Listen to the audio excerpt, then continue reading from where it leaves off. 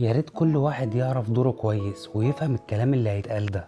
اول حاجة للشباب، لازم تسمعني كويس لما تتقدم لواحدة وتحس، ولازم تحس ان مستوى القبول بتاعك من ناحيتها مش 100%، وانها مش مالية عينيك 100%. ولو مشيت في الجوازة ديت يبقى انت خاين لنفسك، لانك هتحب واحدة تانية في اول فرصة، وهتبقى ظلمت نفسك وظلمتها.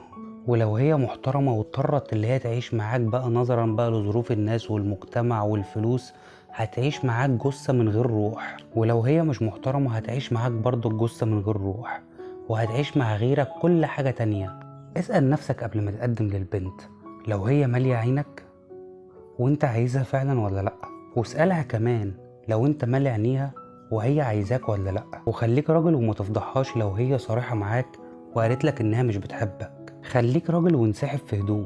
بلاش غرورك يخليك تفتري عليها بأي كلام وتجرحها وتجرح أهلها. بقى اتجوزت وحسيت إن مراتك عايشة معاك غصب عنها وكرهاك، حتى لو بتجاهد عشان تخبي ده، اتكلم معاها بالراحة واعرف هي مش عايزة تعيش معاك ليه، عشان هتبقى خاين لنفسك لو عشت مع واحدة بتغصب على نفسها اللي هي تعيش معاك.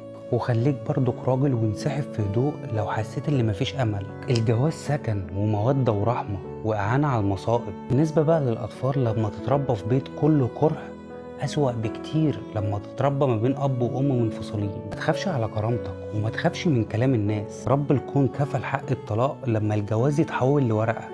تعالي بقى انتي لما أقولك على حاجة، اوعي تتجوزي واحد انتي مش قابلاه لمجرد انك عايزة تتجوزي وخلاص. بيت ابوكي وانت بنت احسن 100 مرة من بيت ابوكي وانت متطلقة. لو القبول مش 100 وهو مالي عينك 100%، هتبقي خاينة لنفسك برضك لو قبلت تمشي في الجوازة ديت. لو حسيتي ان هو مش مالي عينك يبقى انسحبي في هدوء، هدوء خالص، عشان هتبقى خاينة لنفسك. صدقيني، منتهى الخيانة انك تنامي جنب واحد بالليل وانت مغمضة عينك كده وعايشة بقى وسرحانة في خيالك مع ناس تانية حقيقيين او وهميين. اوعي تقولي عشان خاطر كلام الناس وهعيشة وخلاص. الناس مش هتيجي تعيش مكانك، الناس مش هتنفعك ولا هتضرك. النفع والضرر بإيد ربنا، والرزق كمان بإيده. آخر حاجة بقى هقولها للناس كلها، خليكوا في حالكم، بلاش تخلوا كلامكم بعبع يخوف الناس. أسوأ أنواع الخيانة هي خيانتنا لنفسنا، لأننا بنتدمر بالراحة خالص.